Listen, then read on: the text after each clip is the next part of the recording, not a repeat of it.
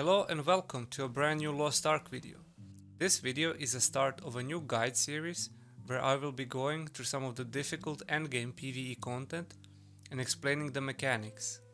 First, we are kicking it off with ancient Elveria's two Abyssal Dungeons, Demon Beast Canyon and NECROMANCER'S Origin.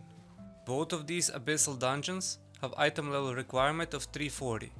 Being slightly above the minimum item level requirement would be beneficial, as it will make the run much easier and faster. When it comes to battle items, you only really need percentage potions. Keep in mind that I won't be showing every single boss attack, and I will keep it to the point by showing attacks and mechanics that can wipe the party. Starting with Demon Beast Canyon, the first boss only really has 4 attacks and they are very easy to dodge and predict. The only actual thing that you will need to do is when he puts a mark on you or anyone else in the party, that person should run away from the boss and the party, as there will be a big AoE on the ground that damages over time if you stand in it. Other than that, it's the standard don't take too many hits while you DPS the boss and you will be able to kill it. Second boss also has slow and predictable attacks that take few seconds to cast, and it will give you a lot of time to dish out as much damage as possible. Focus on dodging his attacks, don't get hit too often, and DPS whenever he gives you opportunity by casting his attacks. The only real mechanic comes when he spawns orange glowing fire orbs at the edge of the map that you don't want to damage or destroy. What you simply need to do is stand next to one of those orbs and wait for the boss to teleport to your location.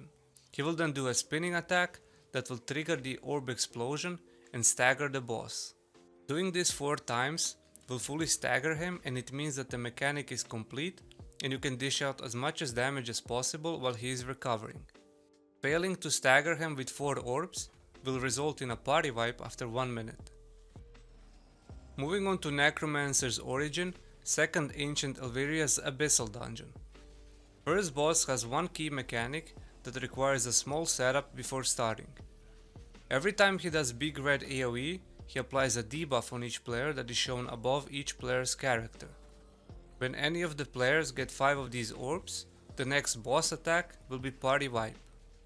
The way you remove that debuff is by collecting small yellow glowing orbs that spawn at the same time the boss applies the red debuff. The yellow orb can spawn in any of the 4 corners, and you pick them up in the order you set up before going in. The general rule of thumb is picking up the orbs by the number next to your name in the party. You can see where orb spawns by looking at the minimap in the top right corner. Each time the debuff is applied, one player needs to pick up the yellow orb to cleanse their debuff. You keep doing the same rotation and pick up orbs in the turn until the boss dies. Other normal attacks are fairly easy to dodge, as they are also on a long cast time. Second boss also has one key mechanic that requires setting up and coordinating while adding few different attacks that could deal big damage or wipe the party. If you're not heavily overgeared for this boss, it is recommended that you bring whirlwind bombs. Some of his normal attacks are fast and do close range AoE, so be mindful not to stand super close to him. First big AoE damage ability is when he teleports to the opposite side far away from everyone. He will start casting red AoE all over the map, and the only safe zone is being underneath him. You will need to use your movement abilities quickly to reach the safe spot, otherwise if you are under 400 item level he will one-shot you. Next, if you lack or have normal DPS by not being overgeared, he will also have impairment check, where you will need to use your high stagger abilities and whirlwind bombs to quickly destroy his shield.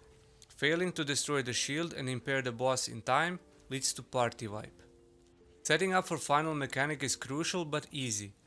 Each player needs to take position in one of the cardinal directions at 12 o'clock, 3 o'clock, 6 o'clock and 9 o'clock, or if you want it easier to understand, top, right, bottom and left side of the map.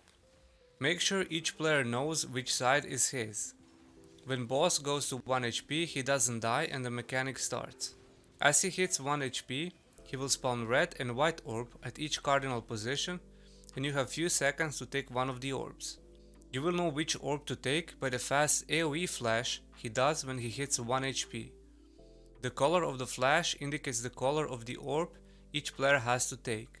Failing to take the right orb or not taking the orb at all will not wipe the party, but it will heal the boss significantly, and you will have to repeat the same mechanic again every time the boss hits 1 HP.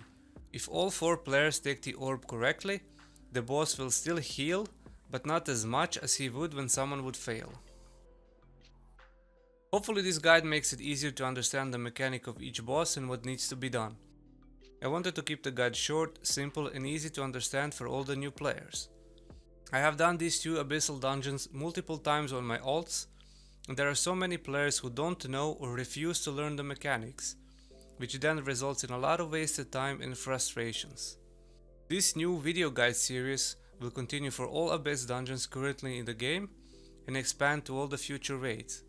I will also cover each 4th Guardian raid boss in each tier level, as they are usually the most difficult and have mechanics that people have hard time understanding. If you have any questions or you want to see me clear these dungeons live on my alts, feel free to stop by my Twitch.